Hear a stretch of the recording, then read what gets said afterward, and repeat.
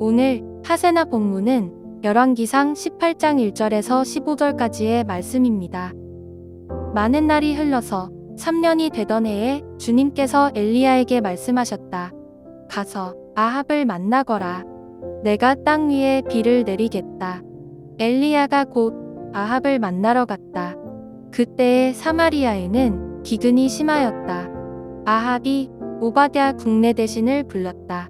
오바댜는 주 하나님을 깊이 경외하는 사람으로서 이세벨이 주님의 예언자들을 학살할 때에 예언자 100명을 쉰 명식 동굴에 숨기고서 먹을 것과 물을 대준 사람이다. 아합이 오바댜에게 말하였다. 이 땅 곳곳으로 다다니며 물이 있을 만한 샘과 시내를 샅샅이 찾아 보도록 합시다. 어쩌다가 풀이 있는 곳을 찾으면 말과 나귀를 살릴 수 있을 거요. 짐승들이 죽는 것을 이대로 보고 있을 수만은 없소. 왕과 오바댜는 물을 찾으려고 전 국토를 둘로 나누어서 한쪽은 아합이 스스로 담당하고 다른 한쪽은 오바댜가 담당하여 제각기 길을 나섰다. 오바댜가 길을 가고 있는데 마침 엘리야가 그를 만나려고 오고 있었다. 오바댜가 엘리야를 알아보고 머리를 숙여서 인사를 하였다. 엘리야 어른이 아니십니까? 엘리야가 그에게 말하였다. 그렇소. 가서 엘리야가 여기에 있다고 그대의 상전에게 말하시오. 그러나 오바댜는 두려워하며 말하였다. 제가 무슨 죄를 지었기에 저를 아합이 손에 넘겨 죽이려고 하십니까? 예언자께서 섬기시는 주 하나님께서 살아계심을 두고 맹세합니다. 제 상전은 어른을 찾으려고 모든 나라, 모든 왕국의 사람들을 풀어놓았습니다. 그러나 그들이 돌아와서 엘리야가 없다고 보고하면 제 상전은 그 나라와 왕국에게 어른을 정말 찾지 못하였다고 맹세하게 하였습니다. 그런데 지금 어른께서는 저더러 가서 어른께서 여기에 계시다고 말하라는 말씀이십니까? 제가 어른을 떠나가면 주님의 영이 곧 어른을 제가 알지 못하는 곳으로 데려가실 것입니다. 제가 가서 아합에게 말하였다가 그가 와서 어른을 찾지 못하면 반드시 저를 죽일 것입니다. 어른의 종인 저는 어릴 때부터 주님을 경외하여 왔습니다. 이세벨이 주님의 예언자들을 학살할 때에 제가 한 일과 제가 주님의 예언자 100명을 쉰 명식 동굴에 감추고 그들에게 먹을 것과 마실 것을 대준 일을 어른께서는 듣지도 못하셨습니까? 그런데 지금 어른께서는 저더러 가서 저의 상전에게 어른께서 여기 계시다고 말하라는 것입니까? 그러면 제 상전은 반드시 저를 죽일 것입니다. 그러자 엘리야가 말하였다. 내가 섬기는 만군의 주님께서 살아계심을 두고 맹세하오. 나는 오늘 꼭 아합을 만날 것이오. 오늘은 여러분들과 함께 열왕기상 18장 1절부터 15절까지의 말씀을 나눠보고자 합니다. 여호와 하나님께서는 긴 3년의 기근을 마치시고 지면에 비를 내리기로 결심하셨습니다. 드디어 하나님의 때가 찬 것이죠. 우리는 이 세상이 사람의 지혜에 의해서 결정된다고 생각합니다. 인간의 지혜의 집합체가 세상을 움직이는 힘이라고 생각할 수 있습니다. 하지만 성경은 그렇게 말씀하고 있지 않습니다. 세상의 모든 것을 주관하고 있는 분은 여호와 하나님이라고 말씀합니다. 하나님께서는 인간과 다르십니다. 그래서 참고 인내하십니다. 그 인내의 끝을 인간이 측량할 수 없습니다.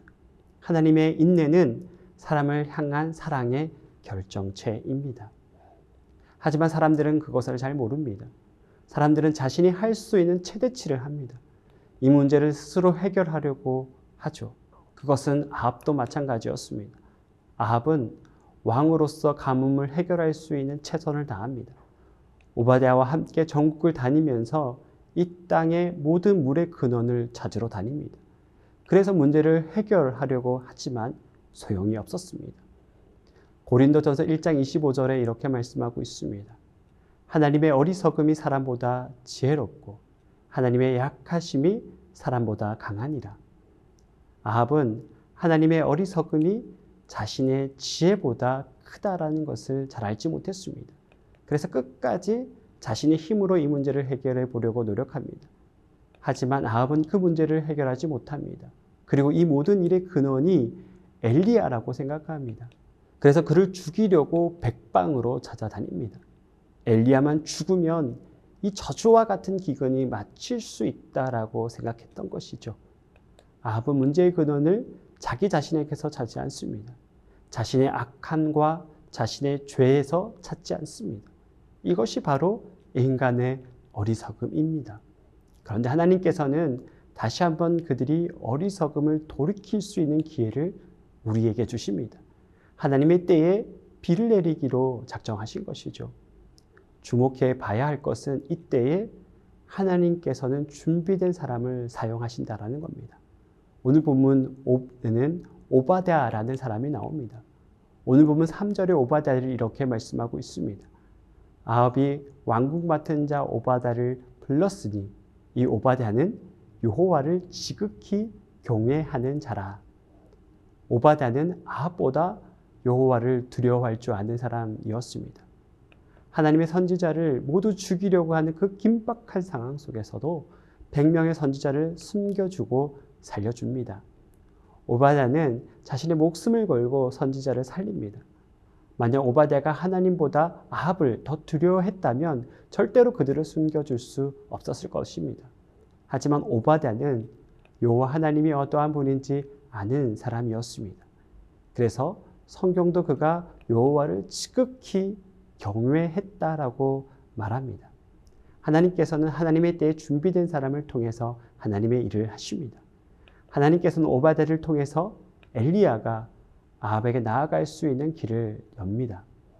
만약 오바댜가 없었다면 엘리야는 길거리에서 객사할 수도 있었습니다.